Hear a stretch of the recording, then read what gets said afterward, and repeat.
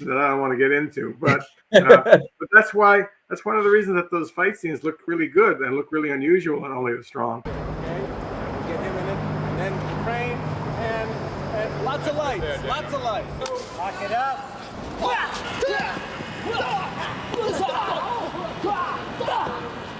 So what was the process for Only the Strong? How did that come to you, and what was your, like, I guess, like, hey, I want to make this type of story of a guy who's gets out of the military and wants to go back and clean up where he grew up a little bit. I guess would that be like the log line, Right. basically? Well, it was kind of based on my co-writer, Luis Esteban.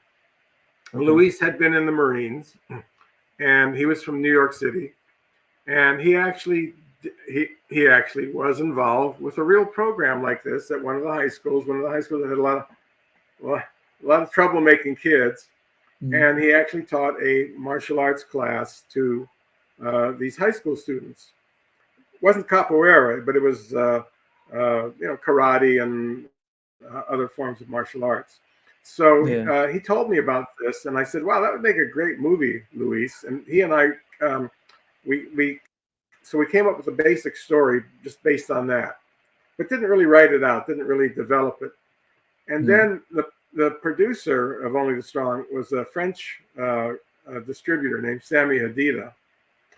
And I had gone to a martial arts event in Paris with Sami and with Jean-Claude a few years before called Budo Fest.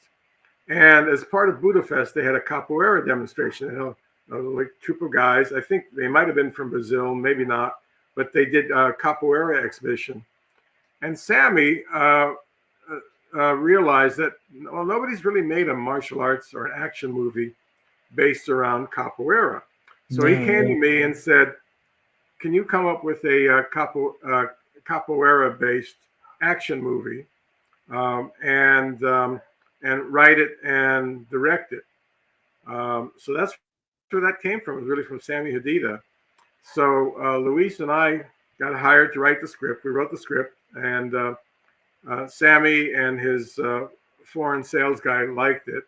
And that's how that project got put together. We decided to, one of the producers had some connections in Miami, and we thought Miami would be a great locale for it because it was, it's a martial art that's from Brazil. And turned out there's a lot of Brazilians living in Miami. So it was a perfect place to shoot it. It was all shot in Miami area? What's that? It was all shot in that Miami area? Correct. We shot the entire movie in Miami. Yeah.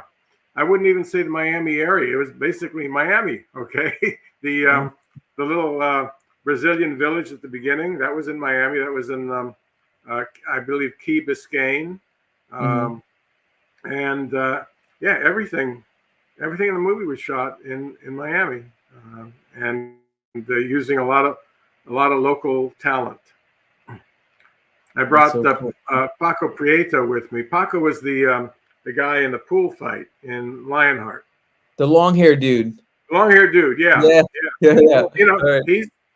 I really liked him in Lionheart, and he was doing a few capoeira moves, and so we decided to make him our main villain in Only the Strong. It's the same guy who was in the pool fight.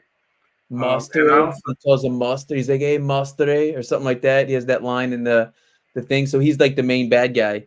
He's the main bad guy. And it's funny, people come up to him on the street sometimes, and they actually repeat some of the lines that he says in the movie. So he made quite a big impression on folks. He did good in that role. Yeah. So he and we brought Frank Dukes along in that one too. So we had him and Frank put some of the fights together, but we also had Maestre Amen from Brazil, who's the real capoeira master, and we had a stunt coordinator, Miami-based stunt coordinator named Artie Maleshi. So all four of those guys were involved with putting those fights together in Only the Strong, and I thought we had some interesting and unusual fights in Only the Strong, just because we were trying to go with capoeira, basically not using any, Shotokan or jujitsu, nothing like that. We were trying to stick to capoeira, which is a little tricky sometimes because, like I said, it's not something that's really a street fighting technique. Although there are people who will disagree with me, like Amen would disagree, but we managed to find ways to make it look like a badass technique that you could actually use in a street fight. Yeah, no, it's definitely cool. And then watching how you shot it too was interesting because it looked like you would use some like lower up angles, or you would shoot high up sometimes too. I noticed on some of it. Right. Well, it depended on what we were shooting. But another thing that we did in Only the Strong, which I hadn't done before, we changed the shutter angle in the camera itself, which when you're running it at normal speed, it makes everything seem jerky. But when you're running it at a high speed and you've adjusted the camera angle, it puts a lot of energy into the slow-mo. So we shot a lot of slow-mo. I don't know if you've noticed that in Only the Strong also, but the slow-mo didn't have that dreamy underwater quality to it. It actually had some energy to it. That's because we made that adjustment with the shutter. Interesting. It's kind of a long technical explanation that I don't want to get into, but but that's one of the reasons that those fight scenes look really good and look really unusual in Only the Strong. And yeah, we did low angles. It just depends on what is going on in front of the camera. For some of the stuff, low angles with a wide angle lens worked really good, and for some of it, overhead, looking down and seeing, so you could really see the moves. Because just shooting the capoeira moves just normal with like a 50mm lens would not have looked interesting. We really had this, in order to showcase it, you had to be low so you could really see those kicks going over the camera, or high so you could really see the speed of those kicks and those moves. And it ended up working out quite well. But those are some techniques that I haven't really repeated, but they worked out well for Only the Strong. Yeah. What was it about Mark Dacascos that kind of is Mark Dacascos, right? What was it that stuck out about him? That did you pick him, or was that a combination, or how did that work? I picked him actually. He was introduced to me when people got word that we were going to make this martial arts movie, and I was looking for a new guy. I didn't want to use Van Damme, though Van Damme could not do capoeira. Van Damme does what Van Damme does. But now Mark Dacascos could do all of that stuff. He could do the weapons. So you see there's some weapons fights in Only the Strong. He's got like a long pole. He's twirling that around. He's got like a short stick. He's using that. He's smacking people. And Mark was an acrobat. And so we've got a lot of acrobatics in the film, where he's like leaping up in the air and doing somersaults. Mark could do that stuff. So the fact that he could do all of that made me want to utilize him and to give him some special moves to do where he could show off all these techniques that he was great at. See, you couldn't have done that with Van Damme, but with Mark, we would look for things that he could do that would be kind of mind-blowing. And he does quite a few of them in the movie.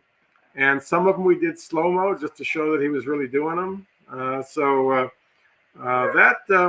That movie pretty much is what propelled him into becoming the Mark Dacascos that he is today. He did a lot of movies after that. But that was his first starring role, actually. Yeah. He had done a movie called American Samurai before that, but he was the bad guy in that one. But this was really his first lead role, where he was basically we're basically the audience is following him from start to finish, and he really proved his worth in that movie, and he's done quite a few films after that. Yeah, it's a great movie. And then I was watching too some of the behind the scenes, and yeah, that was really him, man. He doing the backflip like that. I'm like, damn, that's a tough move to do, man. Oh yeah, he could do that stuff. He could definitely do it. That's when you've got an actor who can do that stuff, you want to show it off.